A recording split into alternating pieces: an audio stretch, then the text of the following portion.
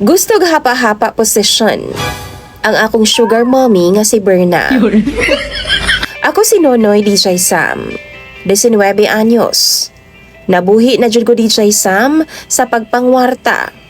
Pinaagi sa pagbaligya sa akong lawas. 14 anyos pa lang ko DJ Sam no katon akong pamayot. Aron lang jud dunay kaunon ug dun ako ikapakaon na sa akong mga manghod. Alangan, sugarol manggod ang among mama ug papa. Way paki sa amua. Way kwarta para sa amua, pero para sa barkada, grabing bangka. Nakoy upat ka mga manghudi siya Sam, pero way ayo nga akong mga ginikanan sa ako nang gikaingon. Ilang mga kaugalingon lang jud ang ilang mga ginahuna-huna. Ilang mga bisyo, maura na ang importante sa ilaha. Ako na ang nibarog as breadwinner. Ako na ang amahan og inahan sa ako ang mga manghod. Ako ang nangita og makaon para sa akong mga manghod pinaagi sa pakipagrelasyon sa mga bayot kaniadto.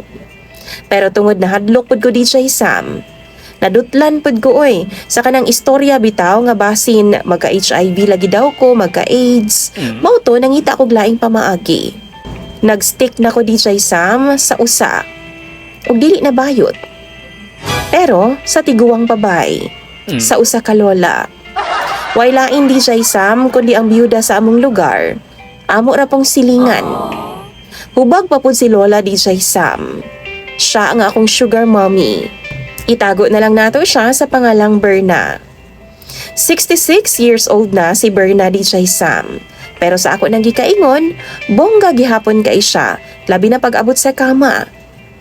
Dako kay gikatabang ang iya nga ginahatag sa akoa. Dagko man po siya ginatagan matagbuan. Naa sa 5,000 ngadto sa 8,000 matagbuan. Depende na lang nasa pada sa iyang mga anak nga tulo ka siman. Hangol o ganahan kay siyag sex DJ Sam. Murag dili gid siya senior citizen ay. Sakto sa akong gusto pod kay medyo kusgan pa pod ko DJ Sam pag-abot sa kama. Ug tungod kay bata pa ko nagsugod na ko ana.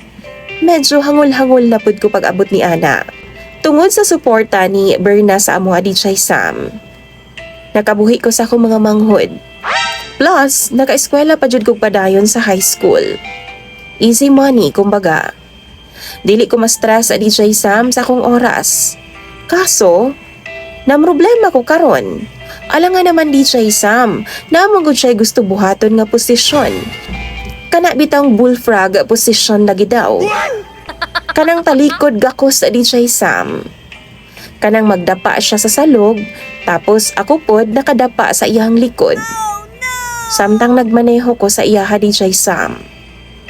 Kaso lang, wa man ko'y angal sa mga posisyon unta ba? Pero amino na ako, hawd lang kumudag gurambos sa DJ Sam. Pero di jud ko gifted pag abot anang butanga. Pag-abot din hiba sa hinagiban. Tungod kay mubuon ang ako a DJ Sam. Mao nang di gyud mahitabo ang gustong mahitabo ni Berna. Kay di man moabot ang ako sa iyaha kung ugaling man kadtong among posisyon.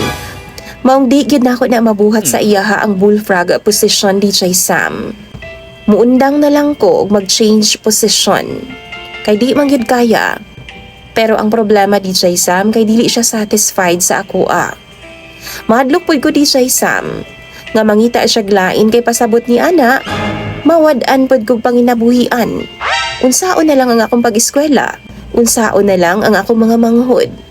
Howd man daw ko DJ Sam ingon pa siya. Pero kana lang lagi, dili daw nako mahatag ang gusto niya nga bullfrog position. Mga minyo diha, mga master na sa kama. Mga inahan ug mga ate, tambagi daw ko ninyo bi sa comment section. Unsa man ang akong buhaton aron nga masatisfy nako si Berna. Tabangi daw ko ninyo og tambagi.